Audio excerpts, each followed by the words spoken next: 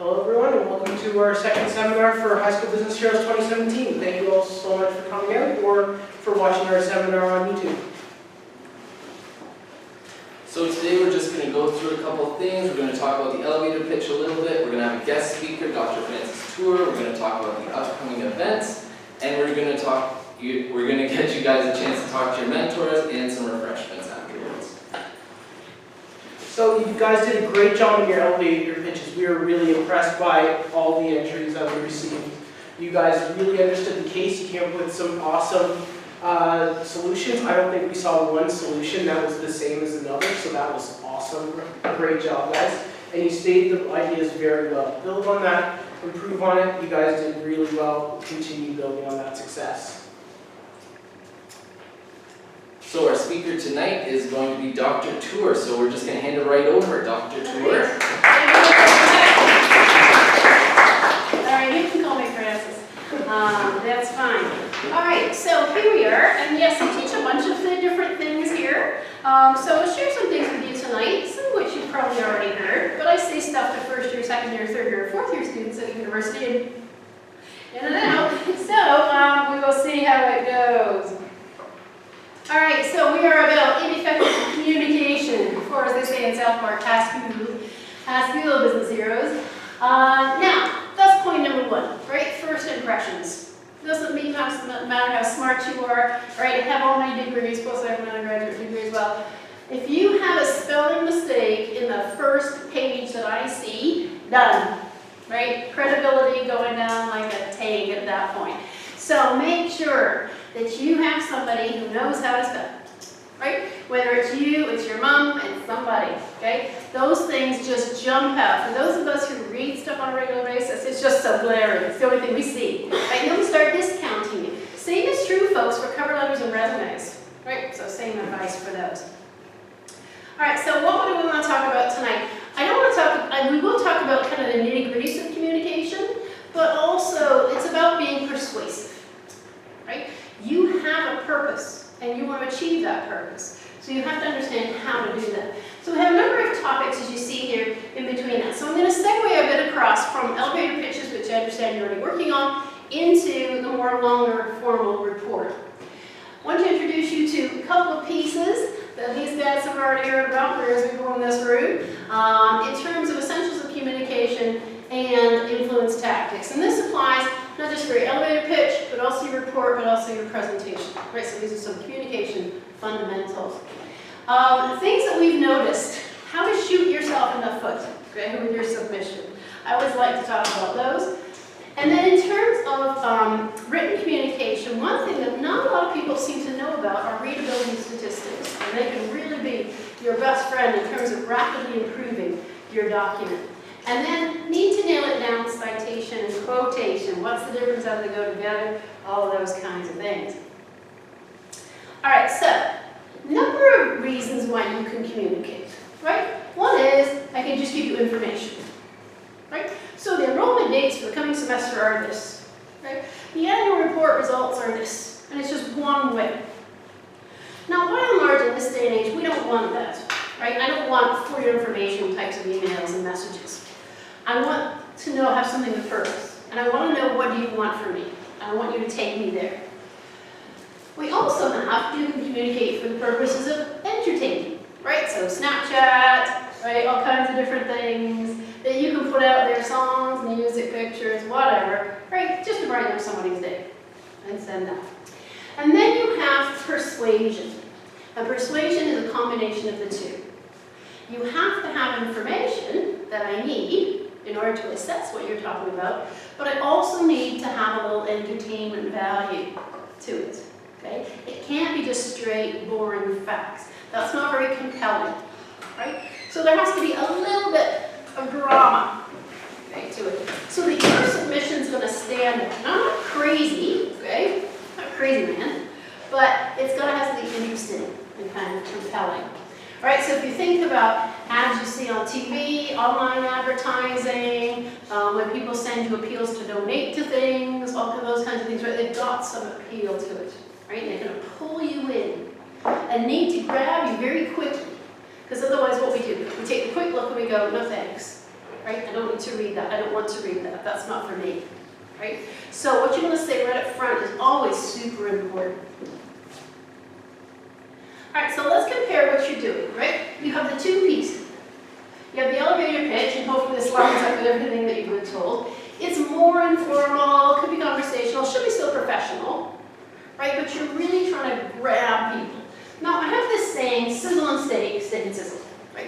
So you may have gone to a restaurant, right, and they serve fajitas. People know what fajitas are, right? It's sizzling meat and onions on an iron skillet, right? There's some tortilla wrap thing. Then you find this type of thing in many different cultures. And it comes through the restaurant, right? Everybody's like, oh, I wish I'd ordered that, right? And it's over here. That's the sizzle part. The steak part is the information, right, and the facts. It's got to be grounded. You can't have all sizzle, right? Otherwise, it's something that's disappointing. On the other hand, if it's all straight and boring, and there's no excitement to it, it's just not going to stack up well against what other people have. So with a pitch, right, you're more about the sizzle, right? Come up with some interesting, you said interesting types of solutions, and not all the same, right? Not the mundane, the routine. But you've got some stuff in there that's realistic and that's grounded. You've got to get to the point, and you've got to make it easy for me to navigate through very quickly. Those of us who read stuff, very time pressed, right? Very, very time pressed. So you have to make it easy. You want to leave them wanting to hear more from you, right? So in the same way you submit a resume cover letter in order to get the interview, with an elevator pitch, you've got to leave them going, wow, that sounds really cool. I would love, or those people are really interesting. Some combination would be good, right? I want to hear more from these people, right? That's your purpose. So we always have to have a purpose in mind. Now compare that, though, in terms of the report or the business plan, the longer document. It's going to be more formal and structured. If you kind of carry on that same tone over, it's not going to go quite so well, right? So you need to kind of shift the balance now. More of the steak, more of the meat, right? More of the statistics, right? The details, all this kind of stuff. But still, keep us interested in what you're saying. And whether here you're just getting to the point, here you're going to build your argument, right? So you have to have some structure, you have to have some organization to it. This leads to this, leads to this. And what you want to see is that as people are reading your report, their heads nodding like this, right? Okay, excellent, yeah.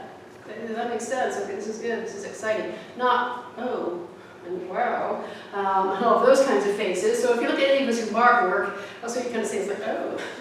So don't want that, right? You keep moving through, imagine the head nodding away.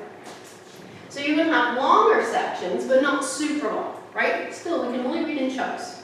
And in this day and age, what's our attention span? Short, really short.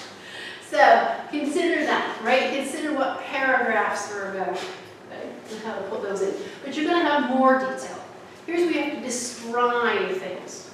Here's how you have to explain things. How is it, why are you saying that? How did you get to that? Right? What is it you're talking about? If you leave it open, then it's subject to my interpretation of what that solution would look like. So give me the details and give me the description. But stay within whatever limits, right, they have given you. Here you're trying to close the deal. Right? You're trying to win that thing, whatever it is that we're going for here. Right? That's, you need to be chosen. And of course, bibliographies. Whenever you are drawing on somebody else's information and somebody else's words, you have to give credit. If you don't, right, immediately also reduces your credibility. Because I know you didn't come up with statistics. I know you didn't go out there and do the research yourself. Right? So where did you get that? Did you get that from some guy's blog? Or did you get that from Statistic Canada? Right? Or Maclean's magazine? It makes a big difference to me where you got your information from. So, this is very true in communication. You have to be able to take a message, right? Scale it down, scale it up, right? And know who the audience is for what you're doing. So, let's have a look at the communication model. Has anybody ever seen this before? Besides those of you who've taken 303 and 1BA3. Okay? No. Okay, this is good then. All right. So, here's what we're talking about. You are the sender of the message, right? So you have choices to make. And when you make your choices, you have to keep in mind who is on the other end. And too often, what do? We think just about what I'm going to say. what I want to let you know, instead of thinking about what's the best way for me to get that across to you. So you have a message, so you have to be clear about what the message is that you want to send, right? What are your key points, what are your arguments, right? It's got to be clear. You can't just start rambling on, right? Because I can't decode that. You then have to encode it, choose a channel, right? So in this case, it's going to be a written channel. But you could be making a video, right? And you could be having a meeting, and you could be any number of things. And when you choose a communication channel, then it kind of dictates how you're going to, what we call encoding. So in this case, it's going to be in words, right? Versus it's going to be in a number of images, or it's going to be a song, or it's going to be whatever. So it's going to be in words. It's not going to be in math, or it's not going to be anything else. So that comes with kind of a set of dimensions about how you do that. You send it out through the channel, okay, to get to the receiver. Now, this is key. You've got to send it to the right channel. Otherwise, we don't get it, right? So what does that mean? They're going to give you instructions on how to submit your stuff. Follow the instructions, right? Every semester, I get people who put things in the wrong place. I was like, well, too bad, didn't get it. So sad, here's the Kleenex box. No, okay, so pay attention. Don't make an error in the email address or however you're supposed to send it into there, because that's where they're looking for it, okay? And follow the deadlines.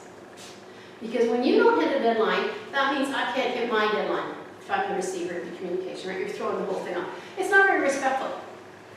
So good, okay. And then they're going to read it. What you want is they're going to interpret what you said in the way you meant it. And that's why you have to be super clear. And that's why you have to explain things and describe things. And what I see in student assignments, especially first year university, is there's a big leap in logic from make a statement to something else. It's like, okay, so how did you get there, right? Walk me through this type of thing. So I have a methodology that I use in class. It's called the C model. And it may be helpful to you in kind of putting your ideas together. Okay, S for statement. Make a statement. Okay? X number of people are killed with distracted driving in here. Right? Or it could be millions of students around the world are cheating. That's also true. Whatever it is, make clear statement. Okay? E for explanation. So if you're making a statement like, the world needs, right, a new type of coffee or a new beverage, or the world needs a something, because that's what you're going to do, right? Come up with a solution. Then you need to explain, how did you get to that conclusion? And concisely. Now the other E is for example.